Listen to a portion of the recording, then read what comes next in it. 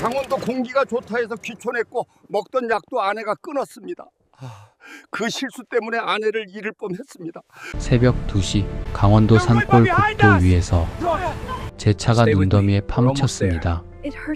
사륜구동 바퀴는 미친 듯이 헛돌았고 엔진은 짐승처럼 울부짖었지만 차체는 눈 속에 박힌 채 꿈쩍도 하질 않았어요.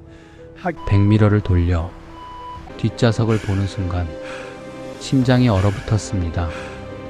아내가 가슴을 움켜쥔 채 고개를 떨구고 있었거든요. 얼굴은 잿빛으로 빠르게 변해가고 있었고 입술 사이로 새어나오는 숨소리는 점점 가늘어지고 있었습니다. 휴대폰을 집어들었지요.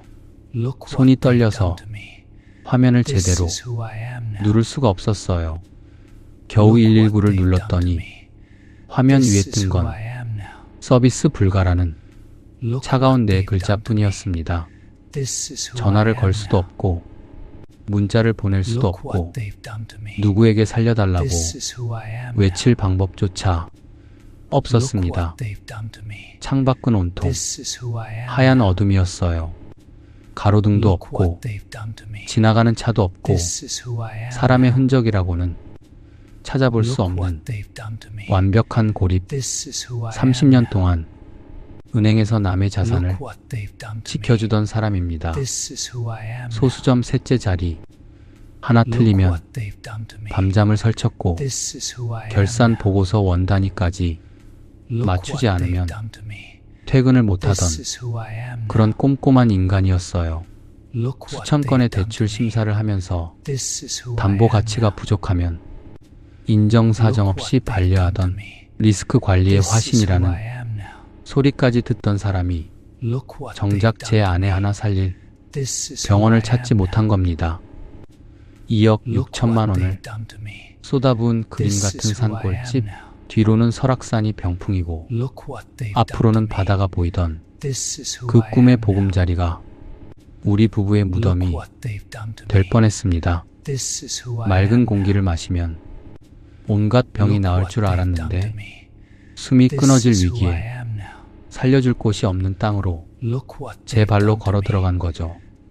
아내의 싸늘해지는 손을 움켜쥐고 제가 할 수 있는 거라곤 핸들을 두드리며 아무도 듣지 못하는 비명을 지르는 것뿐이었습니다. 대체 어쩌다 이 지경까지 왔느냐고요? 여러분도 혹시 공기 좋은 시골에서 노후를 보내겠다는 꿈을 꾸고 계십니까? 은퇴하면 텃밭이나 가꾸고 산 좋고 물 좋은 데서 편히 살아야지 하고 생각하고 계신 건 아닌지요? 그렇다면 제 이야기를 처음부터 끝까지 한번 들어보시기 바랍니다. 여러분의 퇴직금과 생명 그 두 가지를 동시에 지키는 마지막 경고가 될 수도 있으니까요. 안녕하십니까? 저는 올해 64살 임기호라고 합니다. 시중은행 지점장으로 30년을 꽉 채우고 작년에 명예롭게 퇴직한 사람이지요. 은행원이라고 하면 깔끔한 양복에 넥타이 매고 에어컨 나오는 사무실에서 의자에 앉아 편하게 일하는 줄 아시는 분들이 많습니다. 겉으로 보면 그래 보이거든요. 하지만 실상은 완전히 달랐어요. 은행이라는 곳은 매일 아침 문을 열 때마다 크고 작은 전쟁이 시작되는 전쟁터였습니다. 제 하루는 새벽 6시에 시작됐어요. 알람이 울리기도 전에 눈이 번쩍 떠지거든요. 30년 동안 몸에 밴 긴장감이 잠을 편하게 놔두질 않았습니다. 눈 뜨자마자 침대 옆 휴대폰부터 켜서 밤새 바뀐 환율 확인하고 해외 증시 마감 수치 훑어보고 주요 경제 뉴스 헤드라인을 씹어 삼킵니다. 아침밥은 대충 먹거나 거르기 일쑤였어요. 위가 받아들이질 않았거든요. 출근은 7시 반. 직원들보다 1시간 먼저 지점에 도착합니다. 텅 빈 지점에 형광등 불만 켜져 있는 새벽 사무실에 혼자 앉아 전날 마감 장부를 한 줄 한 줄 대조했지요. 대출 연체율이 0.01이라도 올라갔는지, 예금 유치 실적이 전일 대비 얼마나 움직였는지 한 건 한 건 확인합니다. 숫자 하나라도 안 맞으면 하루 종일 불안해서 견딜 수가 없어요. 은행원의 직업병입니다. 숫자에 대한 강박이 뼈에 새겨져 있어요. 8시가 넘으면 직원들이 하나둘 출근하고 지점 안이 소란해지기 시작합니다. 그리고 그때부터 진짜 전쟁이 시작되지요. 지점장님, 이번 주 정기예금 유치 실적이 본부 목표 대비 70%에 머물러 있어요. 옆 지점은 벌써 초과 달성했다는데 우리도 뭔가 대책을 세워야 하지 않겠습니까? 부지점장이 조심스럽게 보고서를 내밀 때마다 속이 쓰렸습니다. 본부에서 내려오는 실적 압박이라는 게 상상을 초월하거든요. 매주 월요일이면 본부에서 전 지점 실적 순위표가 내려옵니다. 꼴찌에 빨간 딱지가 찍혀 있으면 본부장 직통 전화가 걸려오지요. 임 지점장, 이번 달도 이 모양이면 면담 잡겠습니다. 그 전화 한 통이 제 하루를 통째로 짓밟아 버리곤 했습니다. 경쟁 지점이 잘하면 우리 지점이 못하는 게 되는 구조예요. 남이 올라가면 내가 내려가는 제로섬 게임. 본부에서는 결과만 봅니다.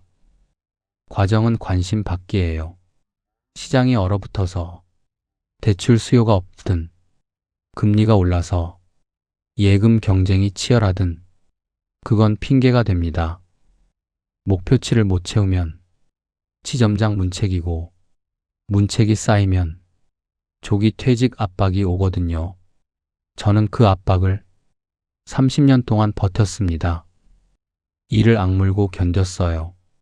새벽같이 출근해서 밤늦게까지 접대하고, 주말에도 VIP 고객, 골프에 불려다니고, 명절에는 거래처 인사에, 새해 인사에, 장례식장에, 결혼식에 개인 시간이라는 건 사치였습니다. 어느 순간부터는 제가 돈을 벌고 있는 건지 돈에 갈려 나가고 있는 건지 구분이 안 되더군요. 그래도 보상은 있었지요. 30년이면 강산이 3번 바뀝니다. 그 세월 동안 저도 많은 것을 얻었어요.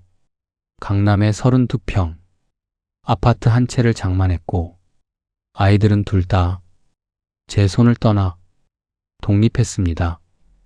아들은 대기업 연구소에서 일하고 있고, 딸은 결혼해서 아이까지 낳았으니 이제 제 주머니에서 나갈 돈은 없었어요. 서울 아파트를 전세로 내놓으니 7억 원이 들어왔습니다. 국민연금에 퇴직연금까지 합산하면 한 달에 300만 원 가까이 통장에 꽂혔지요. 동료들이 부러워했습니다. 기호씨, 너야말로 진짜 황제 은퇴다. 그 돈이면 어디 가서 뭘 해도 안 굶겠네. 우리 같은 건 꿈도 못 꾸지. 술자리에서 그런 말을 들을 때마다 어깨가 으쓱했습니다. 30년을 피 말려가며 버틴 보람이 있구나 싶었지요. 속으로는 이렇게 생각했어요. 그래, 나는 성공했다. 번듯한 아파트에, 넉넉한 연금에, 건강한 자녀들까지, 이 정도면 충분히 잘 산 인생 아닌가. 하지만 통장이 두둑해지는 사이에 제 몸속 장부는 이미 적자로 돌아서 있었습니다. 혈압은 벌써 10여 년째 약으로 잡고 있었고, 혈당은 경계 수치를 왔다 갔다 했습니다. 위장은 진작에 항복 선언을 해서 몇 끼 식사 전에 위장약부터 삼켜야 했고요. 무릎 연골도 절반 넘게 닳아서 비 오는 날이면 계단 한 칸 오르기가 고역이었지요. 허리 디스크도 두 군데나 튀어나와 있어서 오래 앉아 있으면 엉덩이부터 발끝까지 전기가 흐르듯 저릿저릿했습니다. 30년 근속이라는 훈장은 사실 제 몸 곳곳에 빨간 딱지를 붙여놓은 부실 채권 목록이나 다름없었거든요. 은행 장부에서는 부실 채권을 발견하면 즉시 손실 처리를 하잖아요. 하지만 제 몸의 부실은 약으로 틀어막고 검진 결과지를 서랍에 쑤셔 넣으며 외면해 왔습니다.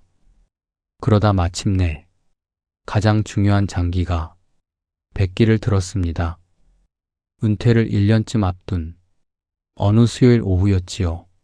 오전 내내 VIP 고객과 긴 미팅을 마치고 지점으로 돌아오는 길이었습니다. 점심은 고객과 함께 비싼 한정식을 먹었는데 과식한 느낌이 좀 남아 있었어요.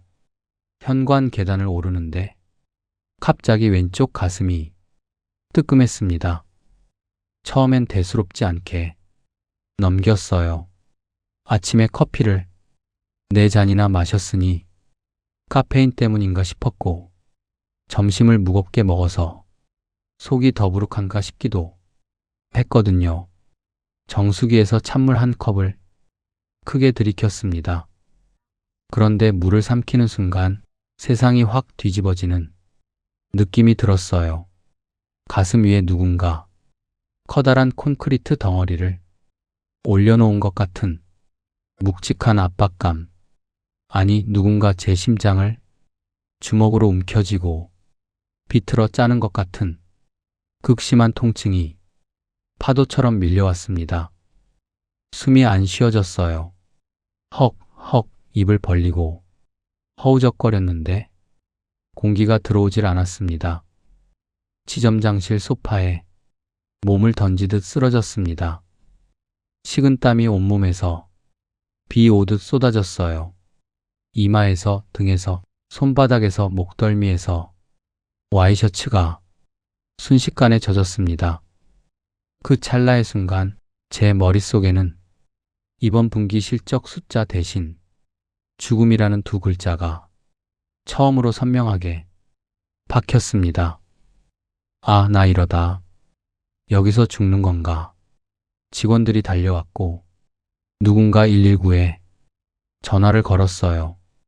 구급차가 왔고 대학병원 응급실까지 실려갔습니다. 서울이니까 가능한 일이었지요. 지점에서 병원까지 불과 10분. 그 10분이 제 목숨을 살린 겁니다. 검사를 마친 의사가 두꺼운 차트를 들고 무거운 표정으로 제 앞에 앉았습니다. 안경을 벗고 제 눈을 똑바로 쳐다보더군요. 임 선생님, 협심증 초기입니다. 심장으로 가는 혈관이 좁아지기 시작했어요. 혈압은 이미 만성이고 당뇨도 경계선인데 이제 심장 혈관까지 문제가 생겼으니 몸이 당신에게 보내는 마지막 경고장이라고 보시면 됩니다.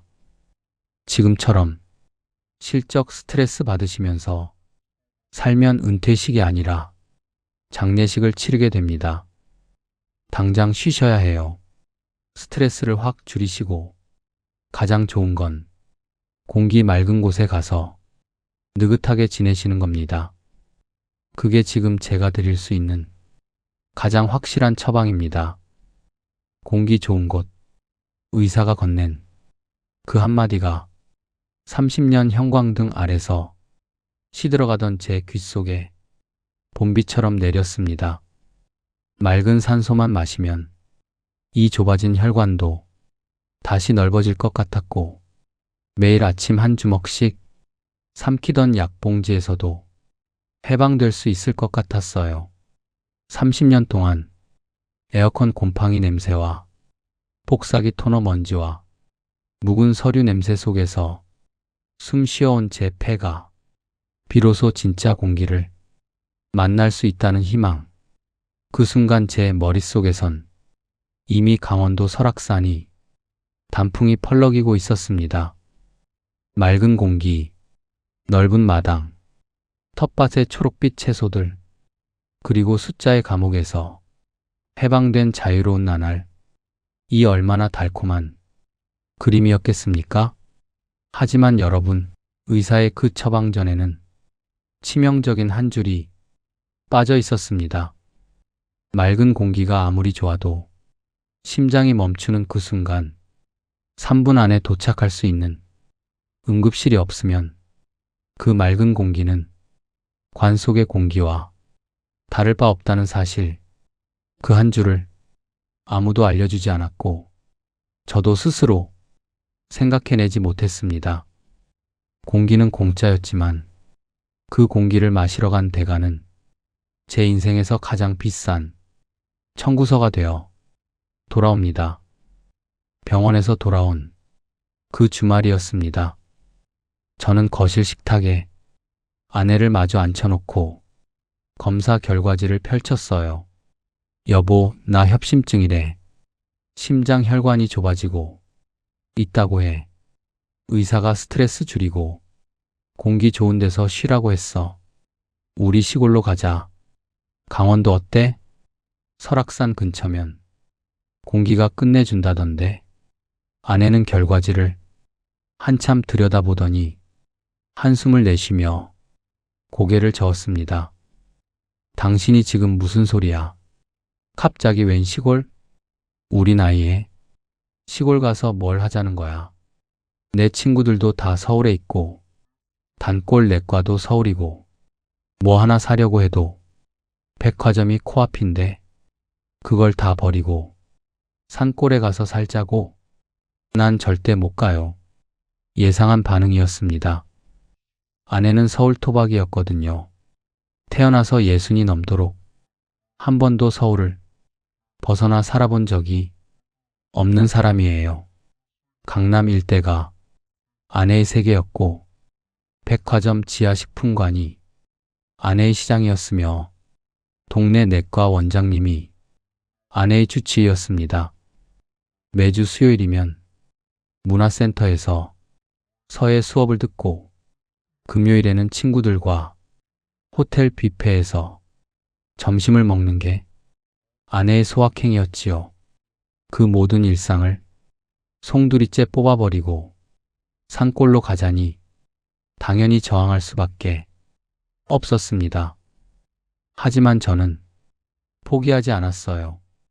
은행원이 뭘 제일 잘합니까? 설득이지요. 대출 심사 때 꺼리는 고객을 앉혀놓고 금리 구조와 상환 계획을 조목조목 설명하듯 저는 아내에게 숫자를 보여줬습니다. 노트북을 열어 엑셀 시트를 띄웠지요. 여보, 내 계산 좀 봐. 서울 아파트 전세금 7억, 이 중에서 1억 8천이면 강원도에 넓은 집 하나 살 수 있어. 남는 5억 2천을 연 4% 정기예금에 넣으면 매달 이자만 170만 원 가까이 나와. 거기에 내 연금 300 합치면 한 달에 470. 시골에선 왕이야. 서울에서 470이면 빠듯하지만 시골에선 넉넉하다 못해 넘치는 돈이거든. 텃밭에서 채소 키우면 먹거리도 해결되고 깨끗한 공기 마시면 내 병도 낫고 돈도 아끼고 일석이조잖아. 내 눈엔 깜빡이는 숫자들이 너무나 확실한 증거로 보였습니다. 엑셀은 거짓말을 안 하니까요. 하지만 아내는 여전히 고개를 돌리고 있었습니다. 숫자 따위로는 설득이 안 된다는 걸 35년을 함께 살아서 알면서도 다른 방법을 모르니 숫자를 밀어붙인 겁니다. 그래서 전략을 바꿨어요. 노트북 화면을 돌려 강원도 고성 일대의 사진을 보여줬지요. 인터넷에서 찾은 매물 사진들이었습니다. 산등성이 아래 빨간 지붕이 올망졸망한 마을 풍경, 텃밭 옆에 활짝 피어난 코스모스, 나무 울타리에 걸어놓은 빨간 고추 말리는 풍경, 마루에 앉아 석양을 바라보는 노부부의 뒷모습.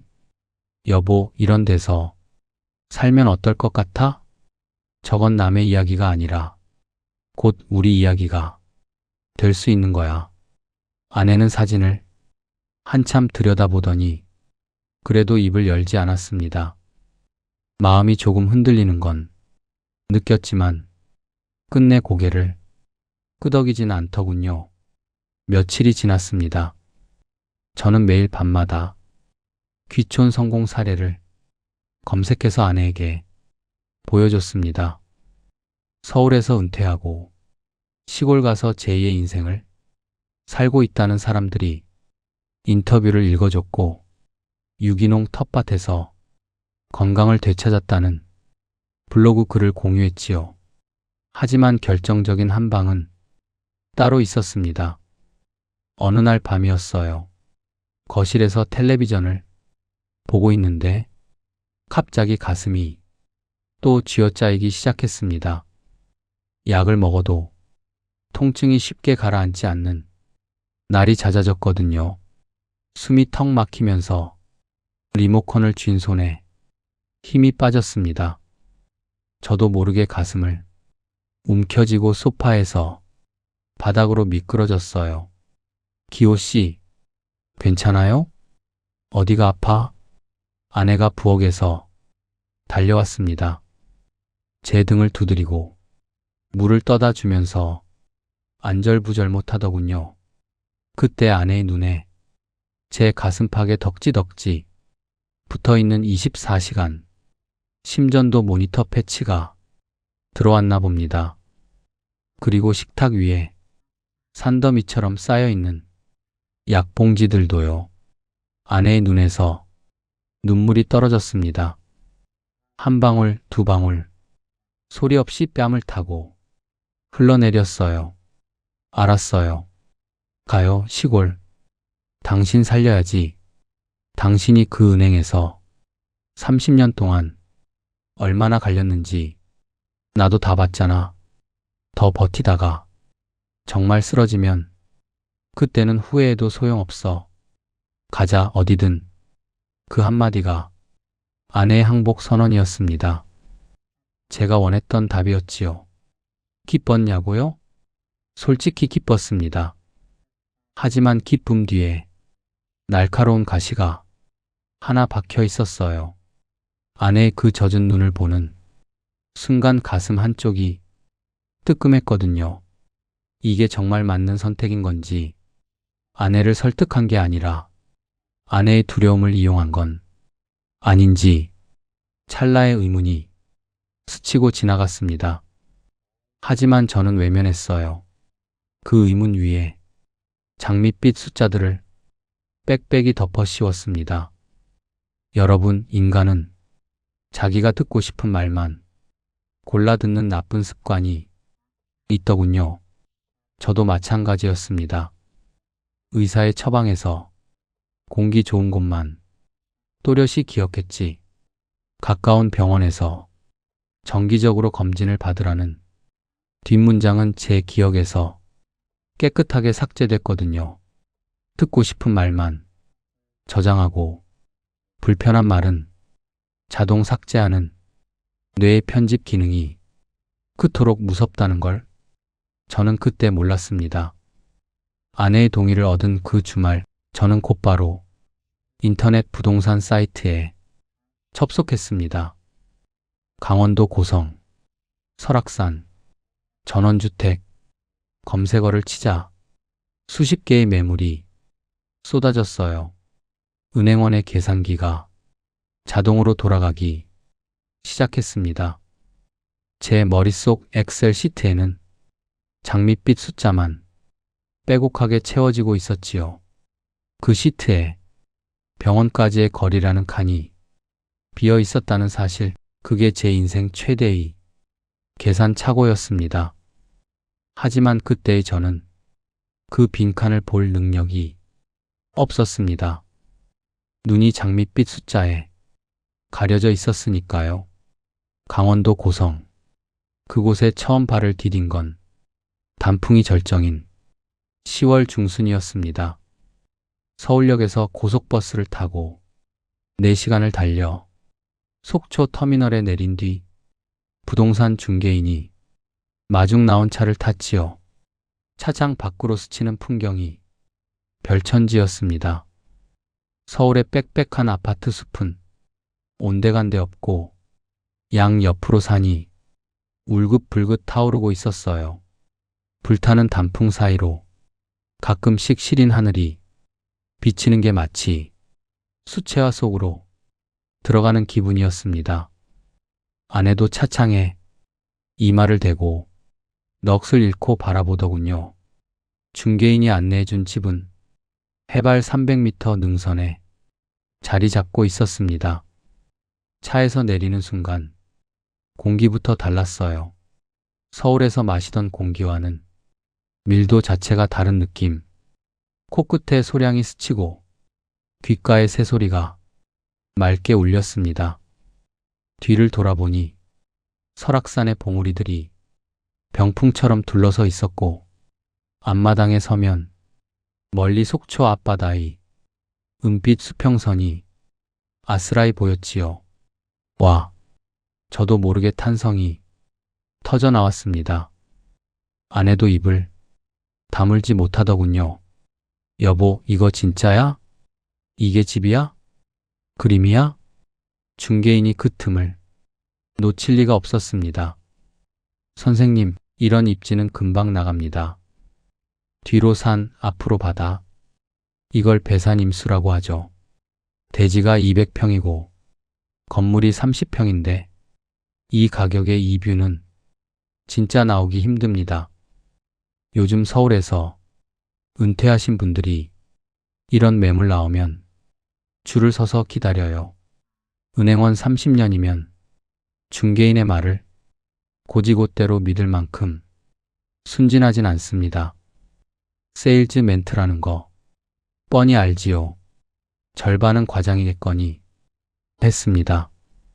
하지만 그날 제 눈에 들어온 고성의 풍경은 그런 의심마저 한 방에 덮어버릴 만큼 압도적이었습니다.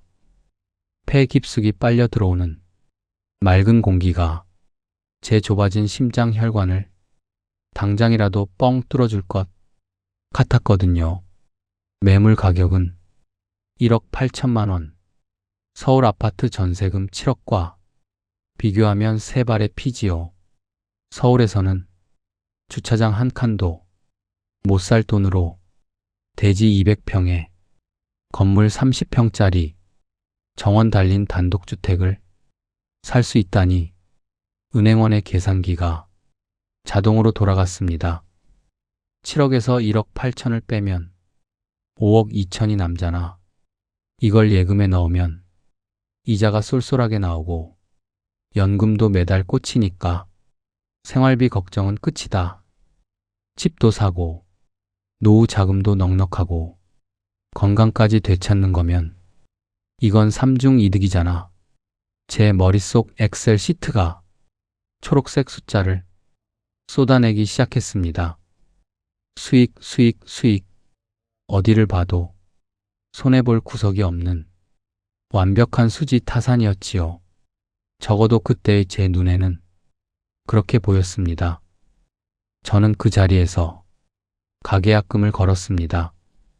도장 찍는 손이 떨리지 않았다면 거짓말이에요.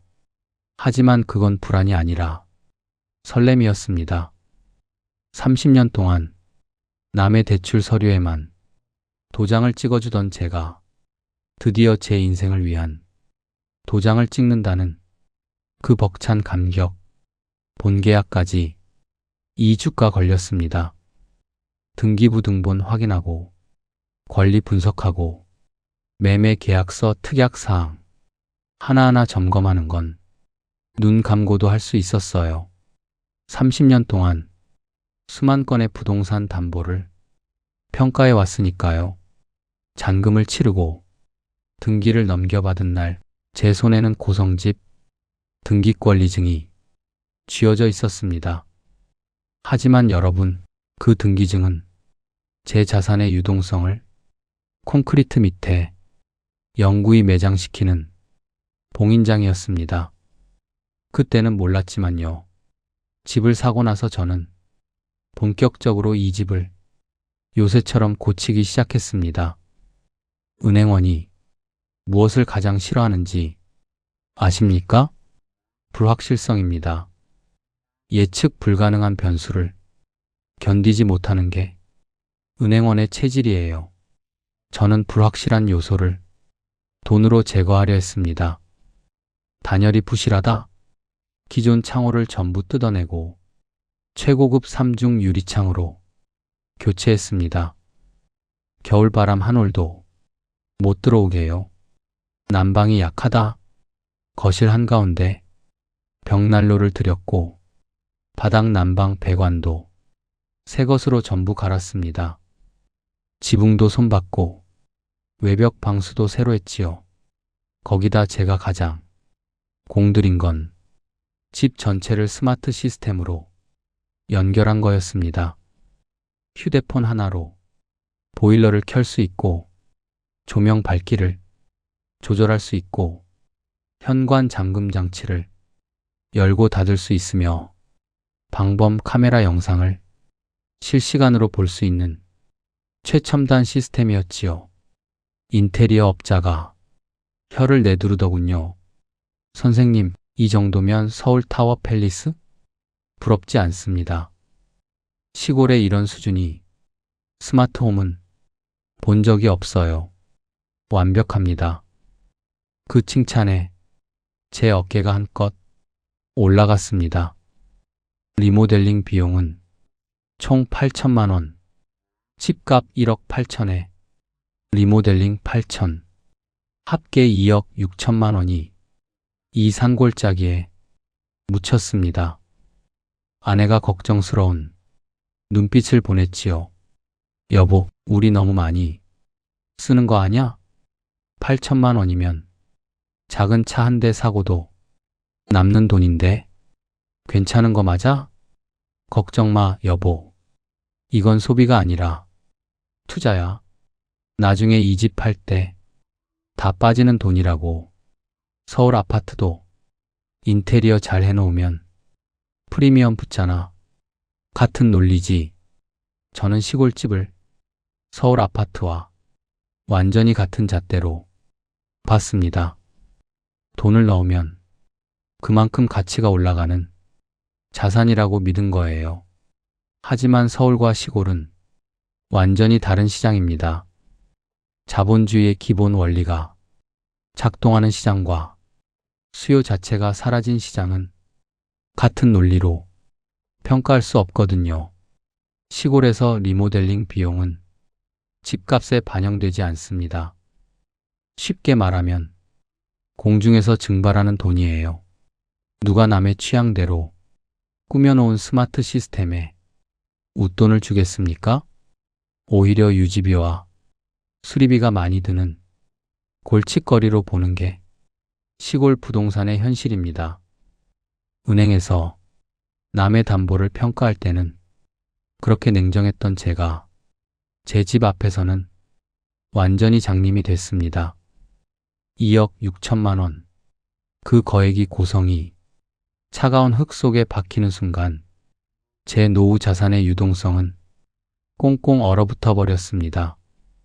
하지만 그때의 저는 거실 통창으로 쏟아져 들어오는 설악산의 황금빛 석양에 취해 그 사실을 까맣게 잊고 있었지요.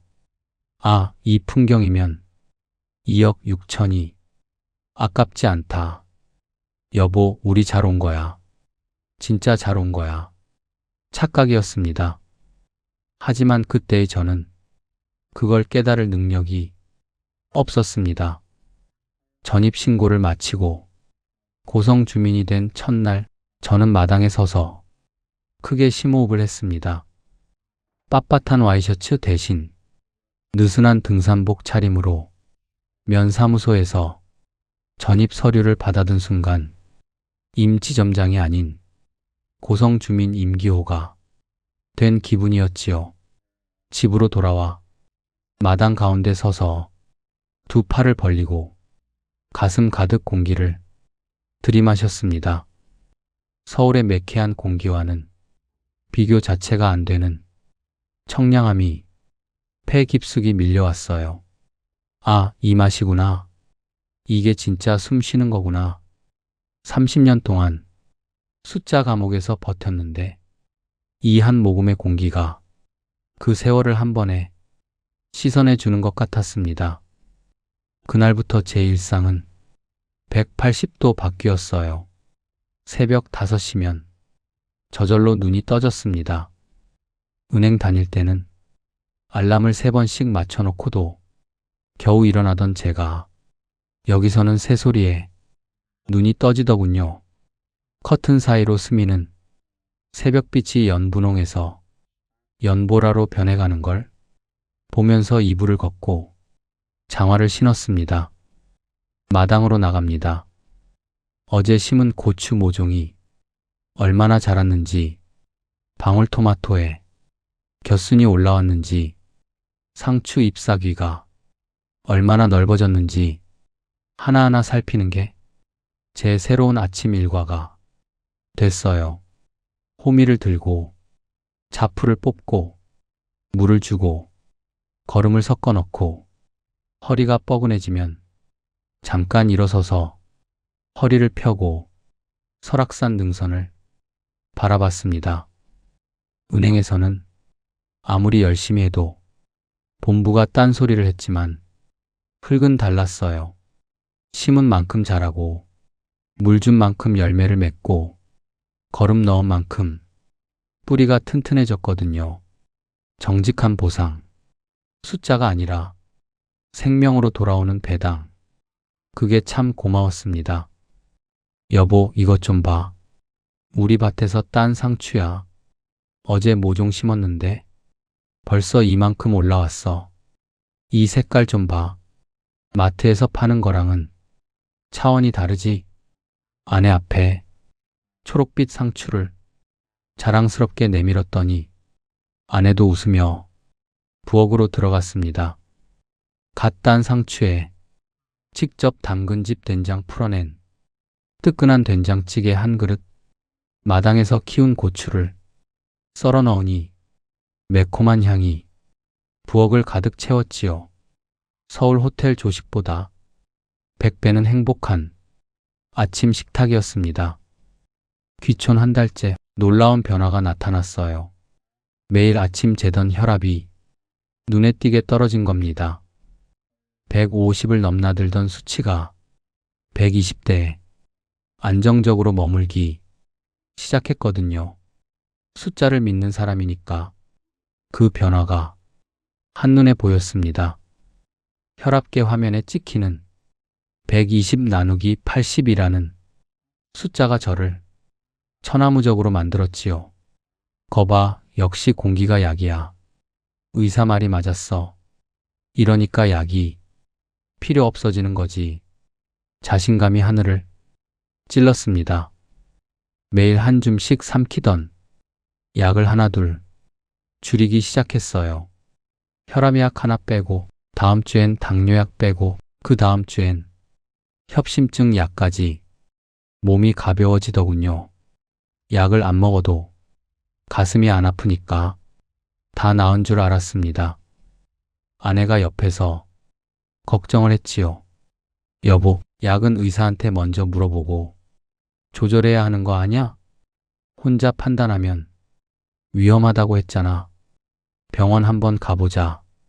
여보, 내 몸은 내가 알아. 혈압 수치 봤잖아. 숫자가 증명하는데 뭘 더 걱정해. 의사가 뭘 안다고. 이 공기가 약보다 100배는 낫다니까. 저는 코웃음을 쳤습니다. 30년 동안 숫자를 맹신한 사람이 가장 어리석은 판단이었지요. 여러분, 환경이 바뀌면 몸은 일시적으로 각성 상태에 들어갑니다.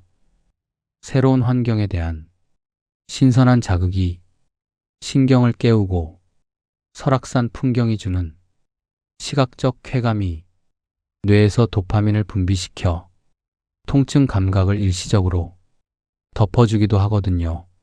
하지만 그건 진짜로 나은 게 아닙니다.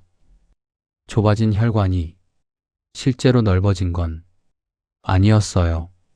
병은 여전히 제 심장 속에 웅크리고 있으면서 고요한 환경이 만들어준 정적 뒤에 숨어서 다음 기회를 노리고 있었을 뿐입니다. 저는 그걸 모르고 약 봉지를 서랍 깊숙이 밀어 넣었습니다.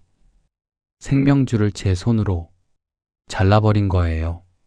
마을 사람들과의 관계도 나름대로 쌓아갔습니다. 은행 지점장 30년이면 사교술이야 몸에 배어 있거든요. VIP 고객 관리하듯 마을 어르신들을 챙기기 시작했지요.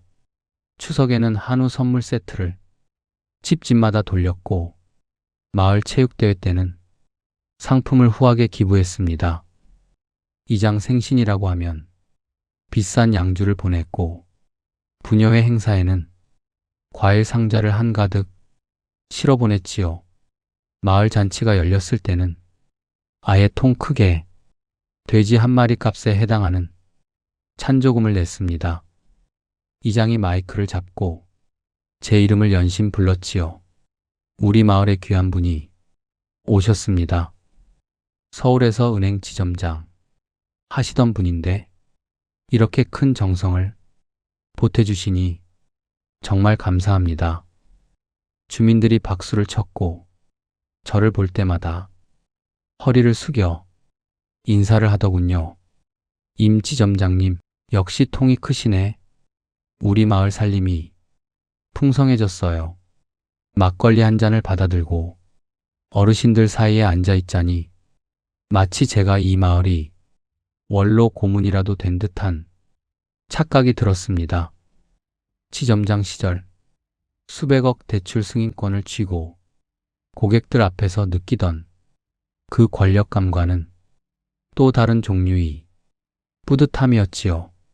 하지만 여러분, 돈으로 산 환대에는 유통기한이 있습니다. 찬조금이 입장료였고 한우 선물이 체류 허가서였다는 사실을 저는 까맣게 몰랐어요.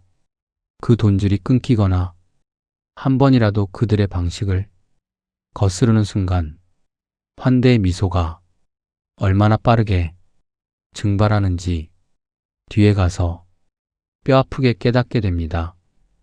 가을이 깊어가면서 마당 감나무에 주홍빛 열매가 매달렸고 저녁이면 마루에 앉아 아내와 커피 한 잔 나누며 설악산 능선에 걸리는 노을을 바라봤습니다. 기호씨, 나 처음엔 솔직히 무서웠어. 시골이 이렇게 적막한 줄 몰랐거든. 근데 이제 적응됐나 봐. 서울에선 옆집에 누가 사는지도 몰랐는데 여기선 다들 가족 같잖아. 여기가 좋아졌어. 아내의 그 말이 제 귀에 꿀처럼 달았습니다. 협심증 약을 끊었음에도 가슴 통증은 전혀 느껴지지 않았고 수면제 없이도 머리만 베게 되면 아침까지 쭉 잤지요. 텃밭의 상추가 무성하고 혈압이 안정되었으며 아내마저 행복해하니 저는 인생의 정답을 드디어 찾았다고 확신했습니다. 맑은 공기, 낮은 혈압, 풍성한 텃밭, 아내의 미소, 이 네 가지만 있으면 세상에 부러울 게 없다고 생각했어요. 그런데 여러분, 평화로운 수면 아래에는 항상 거대한 암초가 숨어 있는 법입니다. 잔잔한 물결만 보고 배를 띄우면 바닥에 뭐가 있는지 알 수가 없거든요. 저는 그 암초의 존재조차 모른 채 행복의 파도 위에서 두 눈을 감고 있었습니다. 고성에 자리 잡은 지 반년쯤 되었을 때 저는 오랜만에 거실 소파에 앉아 노트북을 켰습니다. 은행원의 습관이 나온 거지요. 반기 결산. 어떤 사업이든 중간 점검은 필수입니다. 은행에서 30년 동안 수천 건의 기업 결산서를 들여다본 사람이 제 인생은 결산을 안 할 수 없잖아요. 엑셀을 열고 자산 현황을 정리했습니다. 서울 아파트 전세금 7억, 여기서 집값 1억 8천, 리모델링 8천, 이삿짐 비용과 가전제품 교체 비용, 생활 초기 세팅 비용까지 합치면 약 3억 원을 썼더군요. 남은 현금이 4억 원. 이 돈은 은행 정기예금과 우량 채권에 분산해서 넣어뒀습니다. 거기에 매달 들어오는 국민연금 130만 원, 퇴직연금 170만 원, 예금 이자 약 130만 원, 월 수입이 430만 원 수준이면 시골에서는 넉넉하다 못해 풍족한 수준이었습니다. 고성의 물가는 서울의 절반도 안 되니까요. 여보, 이리 와서 좀 봐. 우리 4억이나 남았어. 매달 430씩 들어오고 지출은 150이면 충분하니까 매달 282 순수하게 쌓이는 거야. 이 돈이면 여기서 100살까지 살아도 걱정 없겠다. 아내에게 화면을 돌려 보여주며 호기롭게 웃었습니다. 아내도 숫자를 보더니 안심하는 표정을 짓더군요. 그래, 이 정도면 걱정할 건 없겠네. 자산 관리 쪽으로는 자신이 있었거든요. 30년 동안 은퇴 설계 상담을 해주며 남들의 노후 파산 위험성을 경고하던 제가 정작 제 노후만큼은 철벽 방어를 해냈다는 성취감이 대단했습니다. 슬쩍 자부심도 올라왔어요. 그래, 역시 나야. 은행 지점장 30년이 그냥 된 게 아니지. 건강 쪽도 좋은 신호가 이어졌습니다. 석 달째 혈압이 안정권에 머물고 가슴 통증은 완전히 사라진 것 같았어요. 약은 이미 한 달 전에 전부 끊은 상태였고 오히려 약을 안 먹으니 머리가 맑아지고 몸이 가벼워진 느낌이 들었습니다. 지점장 시절에는 수면제 없이 잠들기가 불가능했는데 이제는 밤 9시면 눈이 감기고 새벽 5시면 상쾌하게 눈이 떠졌지요. 마을에서의 입지도 나름 확고해진 것 같았습니다. 이장 생신에 고급 한우를 보냈더니 다음날 이장이 직접 된장 한 항아리와 간말랭이 한 봉지를 들고 찾아오더군요. 지점장님 덕에 우리 마을이 환해졌어요. 오래오래 여기서 사셔야 합니다. 우리 마을의 보배시라고요. 그 말을 들으니 제가 이 마을에 뿌리를 완전히 내린 것 같은 기분이 들었습니다. 돈, 건강, 관계, 이 3마리 토끼를 전부 잡았다고 저는 확신했지요. 어느 가을 저녁이었습니다. 마루에 앉아 설악산 능선 위로 별이 쏟아지는 걸 바라보고 있었어요. 서울에서는 평생 본 적 없는 별의 바다가 머리 위에서 반짝이고 있었습니다. 여보, 우리 참 잘 온 것 같아. 서울에서는 밤하늘에 별이 하나도 안 보였잖아. 여기선 은하수가 보여. 인생 후반전의 정답이 여기에 있었던 거야. 우리 이제 여기서 행복하게 늙자. 아내가 제 어깨에 머리를 기대며 웃었습니다. 그래, 당신 말이 맞았나 봐. 내가 처음에 걱정을 많이 했는데 이제 보니까 여기 오길 잘한 것 같아. 그 밤이 아마 제 인생에서 가장 평화로운 밤이었을 겁니다. 모든 것이 완벽했으니까요. 돈도 충분했고 건강도 돌아온 것 같았고 마을 사람들과의 관계도 원만했으며 아내도 행복해했습니다. 더 이상 바랄 게 없었지요. 하지만 여러분, 완벽한 순간이야말로 가장 위험한 순간입니다. 주가가 사상 최고치를 찍을 때 시장이 가장 위험하듯 인생도 마찬가지예요. 더 이상 경계할 것이 없다고 느끼는 순간 인간은 가장 중요한 것을 놓치게 됩니다. 저는 그날 밤 별을 세면서 제 인생의 가장 큰 구멍을 못 봤습니다.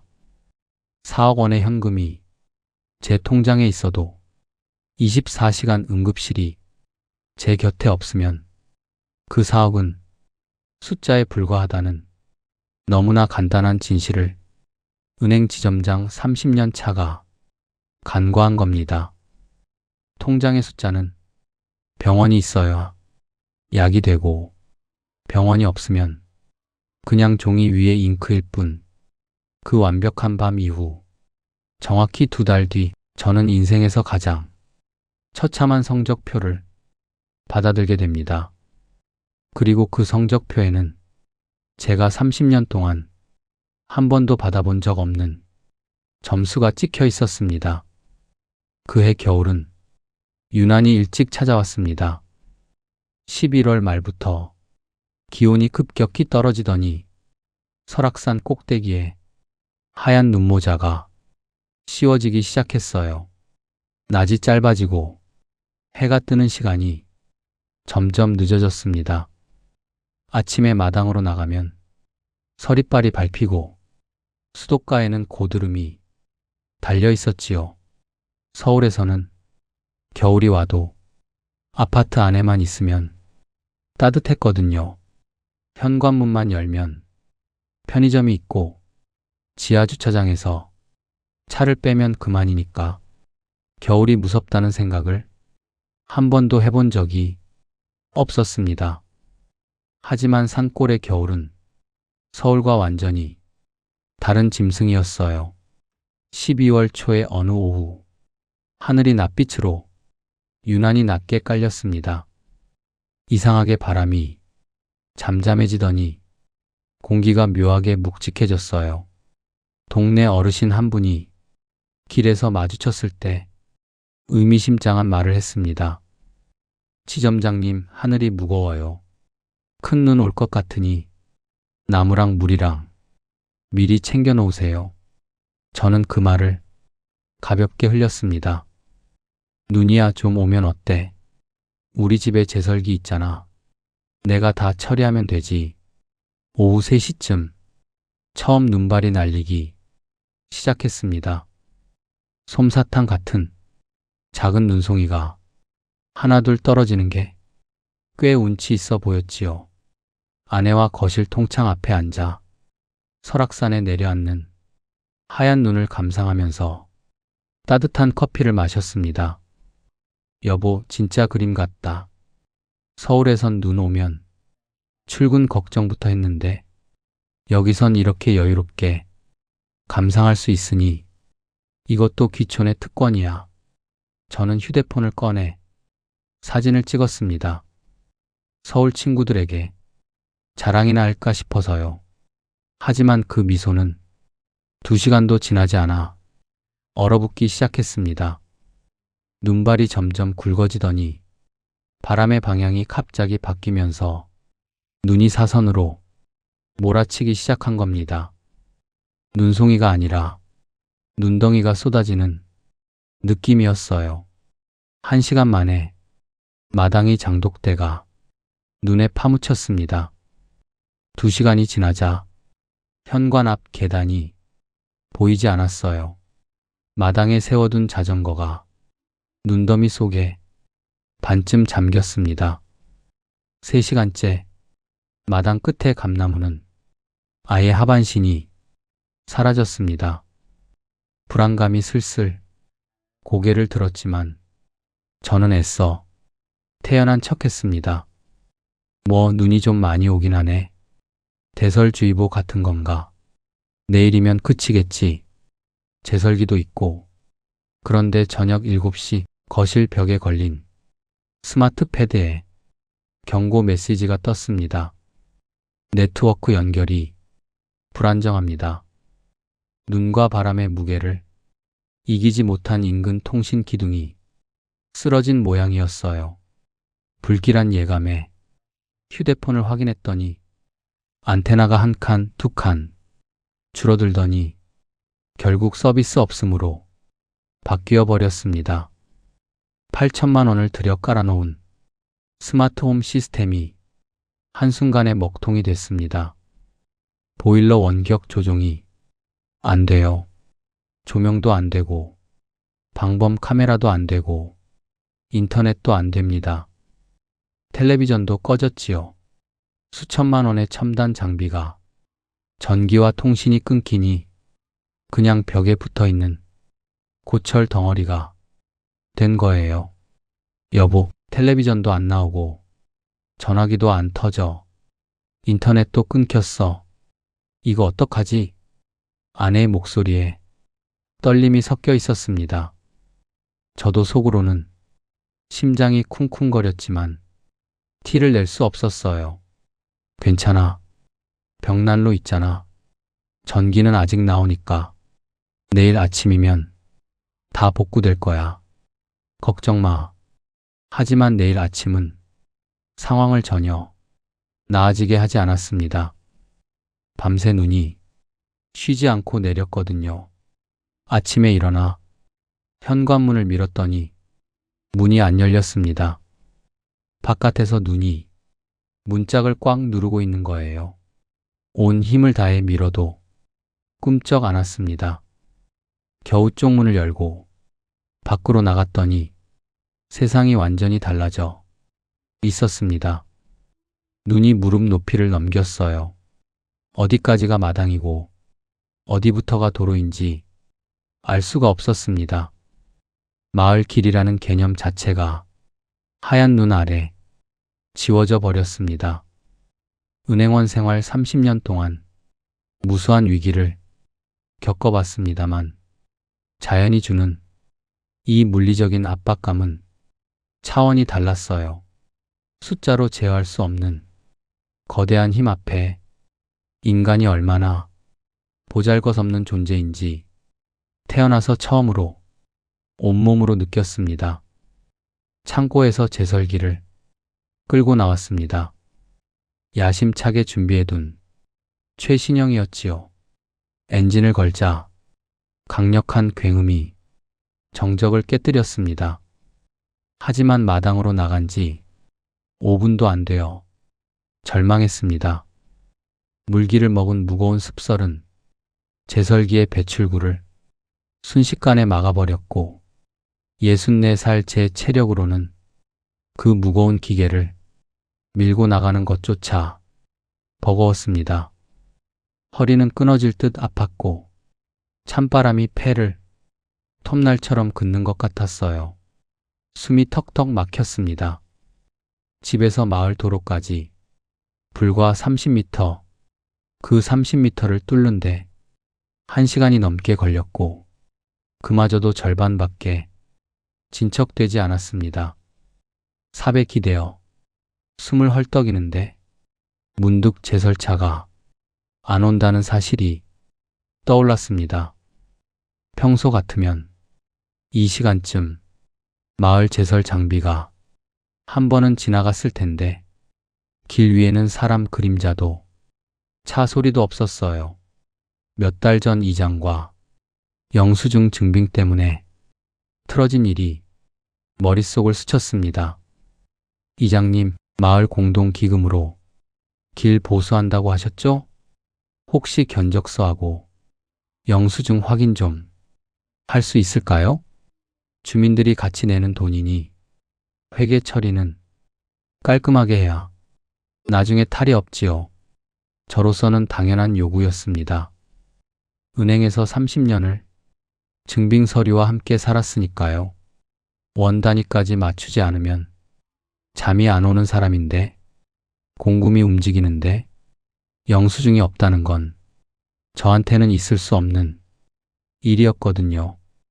하지만 이장의 표정이 그 자리에서 돌처럼 굳었습니다.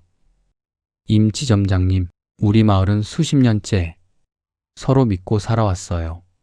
시골 인심을 은행 장부처럼 숫자로 따지면 어떡합니까? 우리가 뭐 돈 떼먹는 사람들입니까? 이장은 인심이라는 단어로 회계의 부재를 덮으려 했고, 저는 원칙이라는 단어로 시골의 관습을 정면으로 공격했습니다. 그 뒤로 주민들의 태도가 미묘하게 달라졌지요. 겉으로는 웃으면서 인사했지만 대화가 짧아졌고, 제 집 앞을 지나면서도 예전처럼 말을 걸지 않았습니다. 서울서 오신 지점장님이라는 딱딱한 호칭이 다시 돌아왔고요. 그 갈등의 후유증이 폭설 속 제설차를 멈추게 한 건지, 정말 길이 나빠서 못 온 건지 확인할 방법은 없었습니다. 하지만 확실한 건 이 거대한 백색 사막 위에서 우리 부부는 철저하게 고립되었다는 사실이었습니다. 그리고 그때 집 안에서 비명이 들려왔습니다. 기호 씨, 가슴이 너무 답답해. 숨을 못 쉬겠어. 심장이 떨어져 내리는 느낌이었습니다. 부엌으로 달려갔더니 아내가 바닥에 쓰러져 있었어요. 얼굴은 순식간에 잿빛으로 변해 있었고, 입술은 파랗게 질려 있었습니다. 가슴을 움켜쥔 채 거친 숨을 내뱉는데 그 숨소리가 점점 가늘어지고 있었어요. 협심증, 아내에게도 증세가 온 겁니다. 저는 미친 듯이 서랍을 뒤졌습니다. 약이 어디 있지? 응급용 니트로글리세린이 있어야 했어요. 혀 밑에 넣으면 혈관을 확장시켜주는 응급약이었는데, 하지만 제 손에 잡히는 건 먼지 쌓인 빈 약봉지들 뿐. 공기가 좋으니까 괜찮아. 숫자가 좋아졌으니까 다 나은 거야. 그러면서 제가 스스로 치워버린 약들, 버리고 외면했던 그 약들이 바로 이 순간 아내의 생명줄이었다는 걸 그제서야 깨달았습니다. 전화기를 들었습니다. 떨리는 손으로 119를 눌렀습니다. 하지만 화면에는 여전히 서비스 없음, 그 차가운 네 글자만 떠 있었어요. 밖으로 뛰어나가 하늘을 향해 전화기를 흔들어 봤습니다. 신호가 잡힐까 싶어서. 하지만 소용없었어요. 하얀 눈만 쏟아질 뿐 전파는 죽어 있었습니다. 여러분, 4억 원이 통장에 있어도 전화기가 안 터지면 그 돈은 아무 소용이 없었습니다. 서울에서는 슬리퍼 신고 5분이면 갈 수 있던 응급실이 이 산골에서는 하늘나라만큼 먼 곳이 되어버렸습니다. 저는 아내를 들쳐 업고 차고로 뛰었습니다. 사륜구동 차량이 시동을 걸었지요. 엔진이 굉음을 내며 깨어났습니다. 아내를 뒷좌석에 눕히고 안전벨트를 매준 뒤 차고 문을 올렸습니다. 눈벽이 기다리고 있었어요. 다시 삽을 들었습니다. 아까 1시간 넘게 삽질에서 절반쯤 뚫어놨던 길을 다시 파기 시작했습니다. 30년 동안 볼펜과 도장과 계산기만 잡던 손으로 무거운 습서를 퍼냈습니다. 10분 만에 손바닥에 물집이 잡혔고, 그 물집이 터져서 삽자루에 피가 묻었습니다. 찬바람이 폐 깊숙이 박힐 때마다 협심증 환자인 제 가슴에서도 경고음이 울렸습니다. 하지만 멈출 수 없었어요. 뒷좌석에서 들려오는 아내의 신음소리가 점점 작아지고 있었으니까 겨우 길을 만들어 차를 몰기 시작했습니다. 하지만 도로는 도로가 아니었어요. 하얀 늪이었습니다. 어디까지가 도로이고 어디부터가 도랑인지 분간할 수 없는 하얀 어둠. 바퀴가 헛돌고 차체가 옆으로 미끄러지고 핸들을 꺾을 때마다 차가 제멋대로 회전했습니다. 사륜구동이고 최첨단 주행 보조 시스템이고 이 무릎 높이의 습설 앞에서는 전부 무용지물이었어요. 고갯길을 넘으려는데 차가 눈구덩이에 푹 처박혔습니다. 엑셀을 밟아도 꼼짝 않습니다. 엔진만 비명을 지를 뿐 차는 미동도 하지 않았어요. 여보, 조금만 참아. 거의 다 왔어. 금방이야. 거짓말이었습니다. 내비게이션 화면에는 목적지까지 15km라고 표시되어 있었지만 이 상태로는 15m도 나갈 수 없어 보였습니다. 그때 제 가슴에서도 통증이 밀려왔습니다. 잊고 있었던 협심증의 칼날이 제 심장을 후볐습니다. 시야가 흐려지고 손끝이 저려왔지만 허벅지를 꼬집으며 정신을 붙잡았습니다. 여기서 내가 쓰러지면 둘 다 끝이다. 이 산골 고갯길 위에서 영영 눈을 못 뜰 수도 있어. 공포가 저를 깨워줬습니다. 얼마나 시간이 지났는지 모릅니다. 국도에서 제설 작업을 하던 구급대원의 손전등 불빛이 어둠 속에서 깜빡이는 게 보였을 때 저는 차에서 기어나와 눈밭 위를 내 발로 기어갔습니다. 제발요. 제 아내가 숨을 안 쉬어요. 협심증입니다. 살려주세요. 구급대원들이 달려왔지만 그들의 표정도 밝지 않았습니다.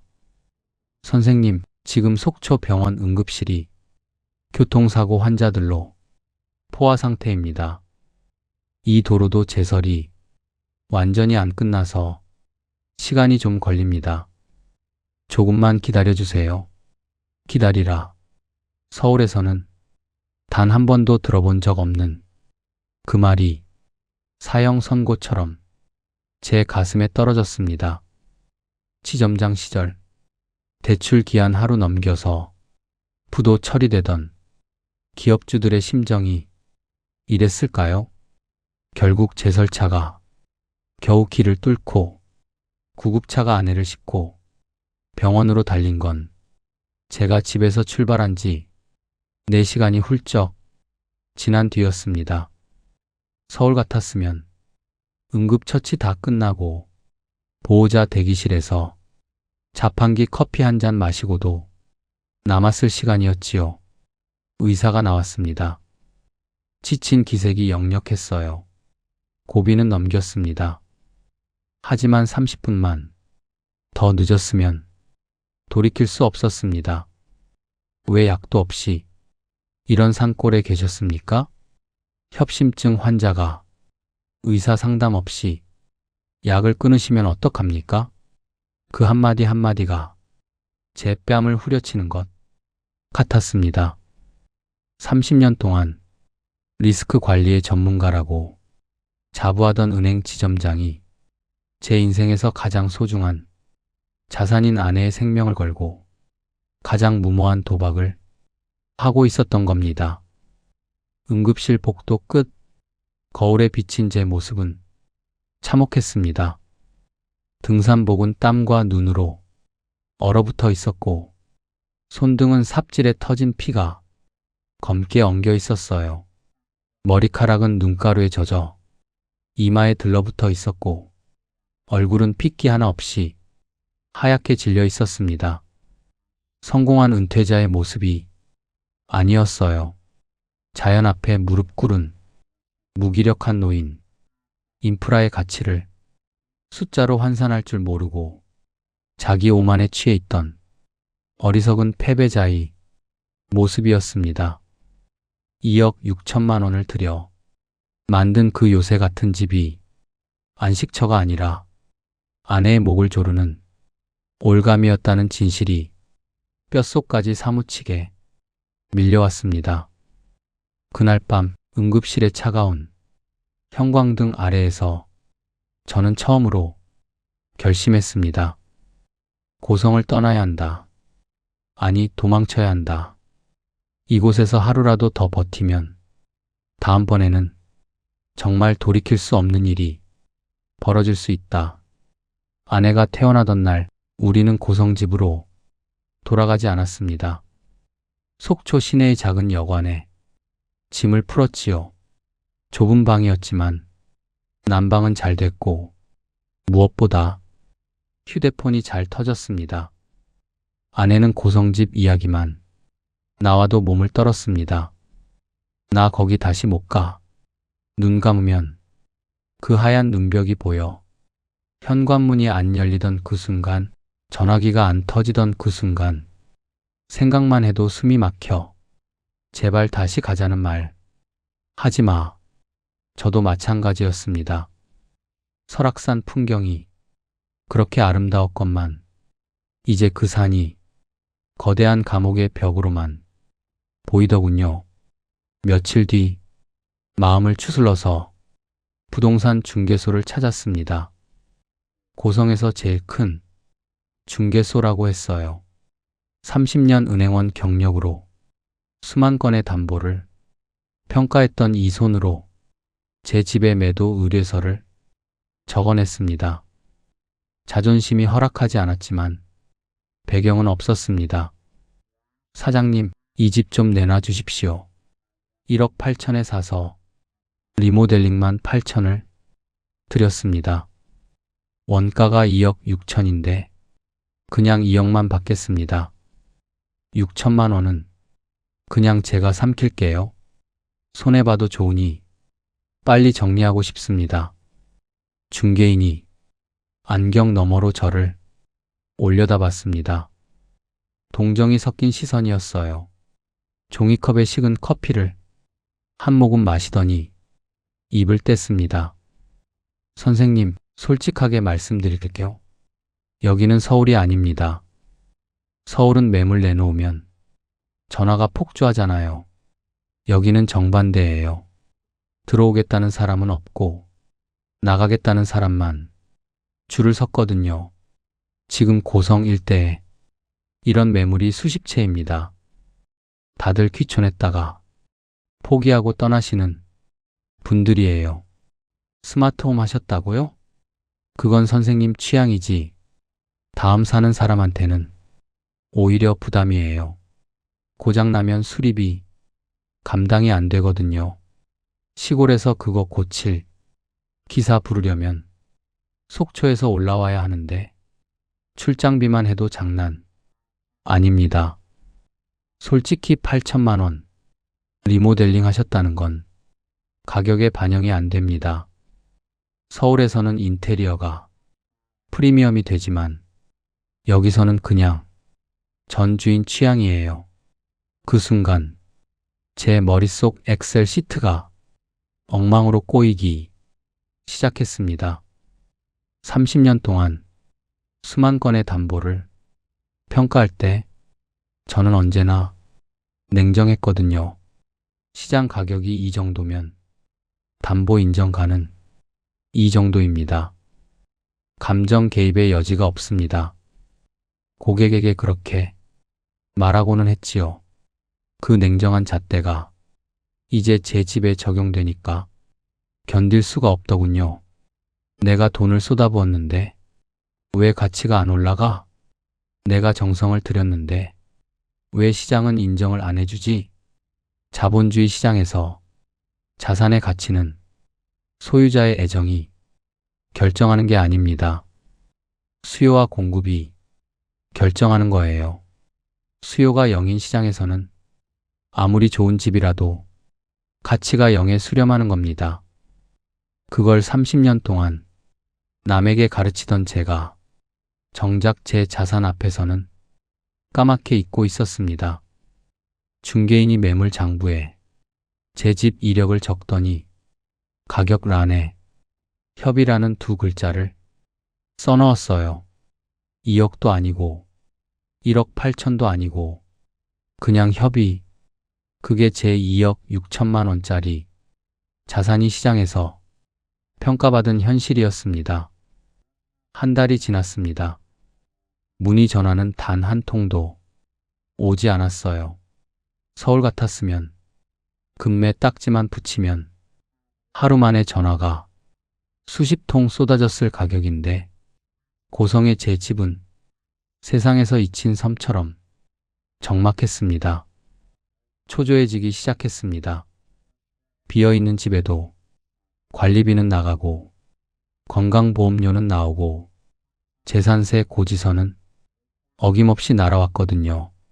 팔리지도 않는 집이 매달 돈을 빨아먹고 있는 꼴이었습니다. 다시 중개소를 찾았습니다. 1억 5천으로 내리겠습니다. 아니요, 그냥 1억 2천이요. 리모델링비는 전부 포기합니다. 집값만 건질 수 있으면 감사합니다.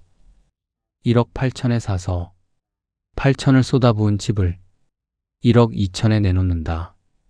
단순 계산으로 1억 4천만 원의 손실, 30년 동안 0.01%의 금리 차이에 목숨을 걸던 은행원이 제 인생 최대 투자에서 반토막도 아니고 그 이상의 손실을 확정 짓는 순간이었습니다. 도장 찍는 손이 떨렸습니다. 이번에는 설렘이 아니라 치욕이었지요. 하지만 1억 2천에도 전화는 오지 않았습니다. 인터넷 부동산 카페에 제 매물이 올라간 걸 봤는데 댓글이 달렸어요. 저 동네 겨울에 완전히 고립되는 곳인데 누가 사겠어요? 병원 가려면 1시간이야. 노인들 살기엔 너무 위험한 입지. 스마트홈? 시골에서 고장나면 수리도 못하는 거. 누가 원함? 그냥 돈 버리는 거지. 한 줄 한 줄이 칼로 가슴을 긋는 것 같았습니다. 아픈 건 그게 전부 사실이라는 거예요. 거짓말이 아니라 제가 직접 겪은 현실이니까요. 결국 저는 집을 그냥 비워둔 채 서울로 올라왔습니다. 팔지 못한 겁니다. 비상금으로 모셔두었던 정기예금을 깨서 서울대학병원 인근이 낡은 빌라에 월세를 구했습니다. 보증금 2천만 원에 월세 70만 원. 강원도의 그 넓은 마당과 설악산 풍경과 벽난로 앞에 커피 한 잔은 좁은 방 하나와 낡은 벽지와 삐걱거리는 창문으로 바뀌었습니다. 솔직히 처참했습니다. 7억 원을 쥐고 세상을 다 가진 듯 출발했던 사람이 2년도 안 되어 좁은 월세방에 앉아 있으니까요.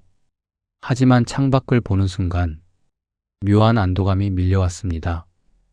24시간 불이 켜진 병원 간판이 빨간 십자가가 창문 너머로 보였거든요.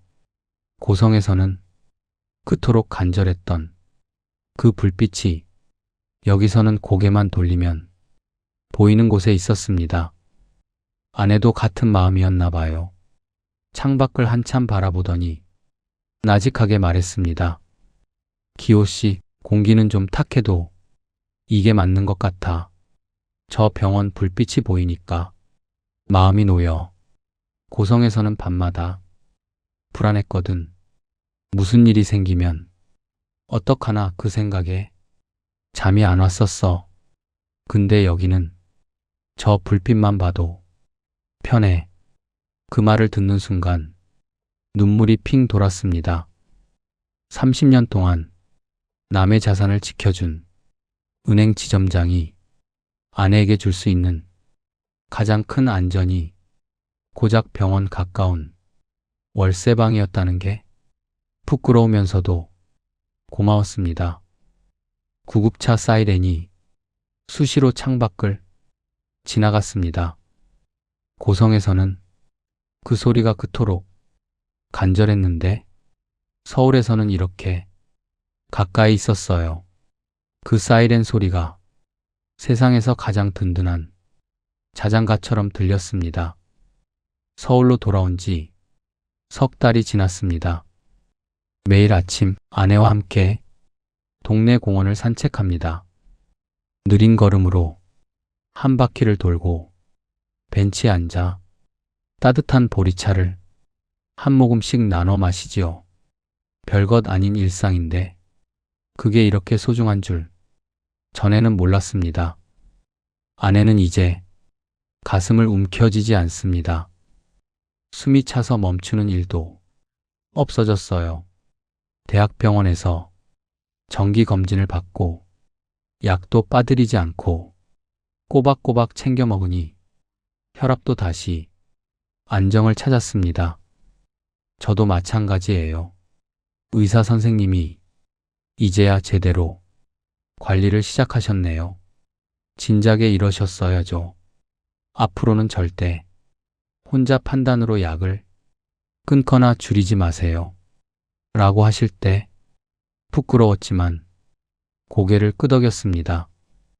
그래요, 다시는 그런 어리석은 짓을 안 하겠습니다. 산책을 마치고 집으로 돌아오는 길에 아내가 제 팔을 꼭 잡으며 말하더군요.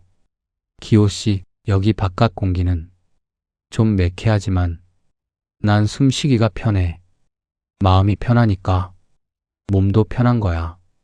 설악산 공기가 아무리 맑아도 불안한 마음으로 마시면 그게 무슨 소용이야. 여기는 공기가 좀 탁해도 마음이 놓이니까 이게 진짜 맑은 공기야. 그 말을 듣는데 코끝이 시큰했습니다. 아내 말이 맞았습니다. 진짜 맑은 공기는 산속에 있는 게 아니라 마음이 편한 곳에 있는 거였어요. 좁은 월세방 창가에 앉아 낡은 벽지를 바라봅니다. 고성집의 거대한 통창으로 보이던 설악산 비경은 온데간데 없지만 대신 창문 너머에는 밤새 꺼지지 않는 병원 간판의 빨간 불빛이 조용히 빛나고 있습니다. 그 불빛이 세상에서 가장 따뜻한 보초병처럼 느껴집니다.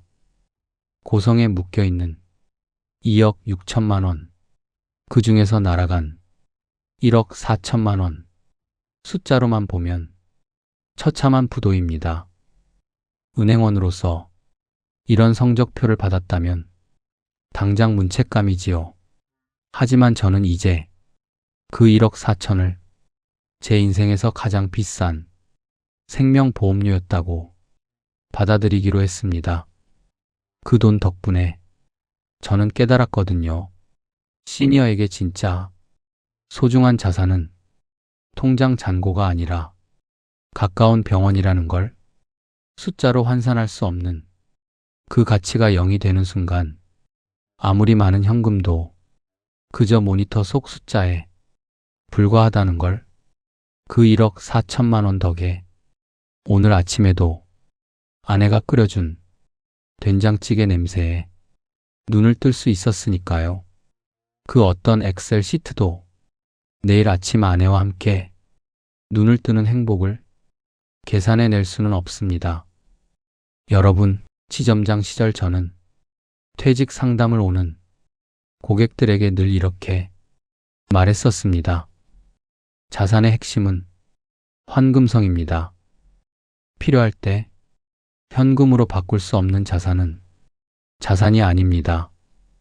그 말을 수천 번 되풀이했으면서 정작 제 인생에서는 그 원칙을 어겼습니다. 시골 부동산에 거액을 박아넣는 순간 제 노후 자산은 시멘트 바닥에 고정된 볼트와 다름없었지요. 내가 쓰고 싶을 때 현금으로 뺄 수 없는 돈, 내가 위급할 때 병원비로 쓸 수 없는 돈, 그건 자산이 아니라 짐입니다. 세금 고지서만 물어오는 무거운 짐덩어리. 여러분, 전직 은행 지점장으로서 제 마지막 상담을 드리겠습니다. 은퇴 후 살 곳을 고를 때 산이 예쁜지, 공기가 맑은지, 텃밭이 넓은지, 그건 전부 후순위입니다. 영순위는 딱 하나. 내가 쓰러졌을 때 3분 안에 나를 수술대에 올릴 수 있는 응급실이 내 집에서 얼마나 가까이 있느냐. 이것 하나만 확인하시면 됩니다. 전원주택 단지를 보러 가실 때 마당이 잔디나 뒷산의 풍경을 보지 마십시오. 그 집에서 가장 가까운 응급실까지 눈 쌓인 겨울밤에 몇 분이 걸리는지, 내 혈관이 터졌을 때 골든타임 안에 나를 수술대에 올릴 전문의가 있는 병원이 얼마나 가까운지, 그것부터 1분 단위로 계산하십시오. 그게 여러분이 노후 자산 가치를 결정하는 영순위 지표입니다.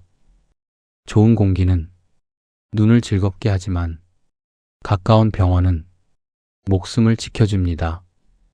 맑은 공기보다 가까운 응급실, 넓은 텃밭보다 가까운 약국, 설악산 풍경보다 24시간 당직이가 있는 대학병원, 이게 예순 이후의 시니어에게 그 어떤 부동산보다 강력한 생존 인프라입니다. 은퇴 설계를 하실 때 엑셀 시트에 이 칸을 반드시 넣으십시오. 가장 가까운 응급실까지 분 단위의 거리, 그 칸이 비어 있으면 나머지 숫자가 아무리 완벽해도 그 설계는 부도가 납니다. 저처럼요. 그리고 하나 더, 의사가 처방한 약은 절대로 혼자 판단으로 끊지 마십시오. 공기가 아무리 맑아도 약은 약이고 병은 병입니다. 환경이 바뀌면 몸이 일시적으로 좋아진 것 같은 착각을 만들어내는데, 그건 진짜로 나은 게 아닙니다.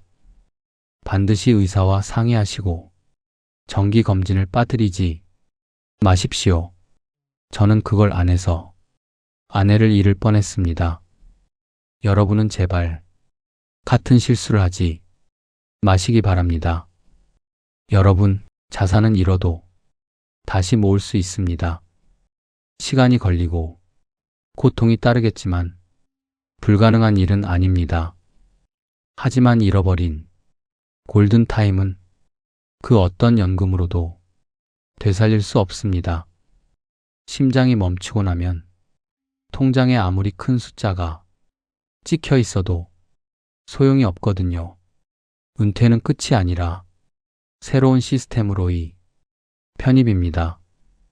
그 시스템은 나를 살려줄 의료, 나를 이어줄 통신, 그리고 내 자산을 지켜줄 환금성이라는 삼각구도 위에 세워져야 합니다. 낭만이라는 이름의 안개에 속아서 이 삼각구도를 무너뜨리지 마십시오. 제 이야기가 여러분의 가계부에는 이익으로, 여러분의 노후에는 안전으로 기록되기를 바랍니다. 긴 이야기를 끝까지 들어주셔서 진심으로 감사합니다. 여러분의 은퇴의 이막은 저처럼 험하지 않기를 바라며, 혹시 비슷한 경험을 하셨거나 고민이 있으신 분은 댓글로 여러분의 이야기를 들려주십시오. 오늘 하루도 여러분의 곁에 있는 소중한 사람들과 건강하고 평안한 시간 보내시길 빕니다. 지금까지 임기호였습니다. 감사합니다.